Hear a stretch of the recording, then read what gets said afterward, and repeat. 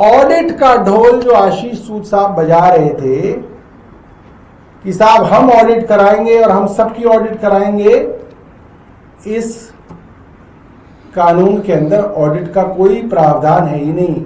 Audit का प्रावधान ही खत्म कर दिया है। आपको तो डालना चाहिए था कि हर साल सरकार सारे स्कूलों की ऑडिट कराएगी, आपने प्रावधान डाला ही नहीं है। इसका मतलब आपकी मंशा ही नहीं है ऑडिट कराने की। आपने जिस ऑडिट का दावा किया था आपने उसकी भी अब तक रिपोर्ट सार्वजनिक नहीं की है। लैंड क्लॉज 1973 के कानून से चला आ रहा था कि जिन स्कूलों ने सरकार से जमीन ली है वो फीस बढ़ाने से पहले डायरेक्टर ऑफ एजुकेशन से उसकी इजाजत लेंगे, प्रायर अप्रूवल चाहिए था। उस क्लॉज को भी डाइल्यूट करके खत्म कर दिया गया है। अब prior approval director of education से नहीं चाहिए, यही कमेटी तय कर देगी। तो उन लोगों को जिनको मुफ्त में 1 रुपए में करोड़ों रुपए की जमीन मिली सरकार द्वारा, उनकी भी इस कानून के अंदर दिवाली मना दी गई है। तो मेरे सिर्फ जो है दिल्ली की मुख्यमंत्री और दिल्ली के मंत्री आशीष सूद साहब से 2 ही सवाल हैं कि भाई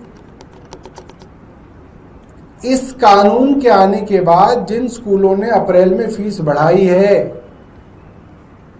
डीपीएस ने बढ़ाई और तमाम स्कूलों ने बढ़ाई है, इस कानून से वो फीस कैसे रोल बैक होगी ये मुझे समझा दे। मुझे नहीं आ रहा समझ में, मैं इतना नहीं समझ पा रहा हूं। उन्होंने कानून बनाया है, उन्होंने ड्राफ्ट किया है, वो मुझे ये समझा दें कि इससे ये कैसे होगा,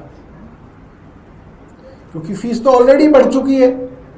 इस कानून से वो फीस कैसे रोल बैक होगी ये वो समझाएं। और दूसरा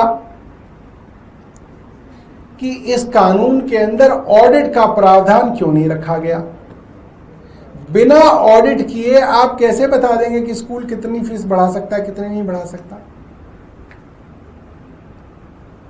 और एक और जो मैंने आपसे पहले ही कहा कि भाई शिकायत करने के लिए 15% पेरेंट्स की आवश्यकता क्यों है। जब एक भी पेरेंट शिकायत कर सकता है तो आपको 450 पेरेंट्स क्यों चाहिए। 3000 स्कूल के बच्चों के स्कूल में 450 पेरेंट्स कोई कैसे इकट्ठे करेगा। तो हमारे साधारण से सवाल हैं, आशा करते हैं कि सरकार जो है इनका जवाब देगी।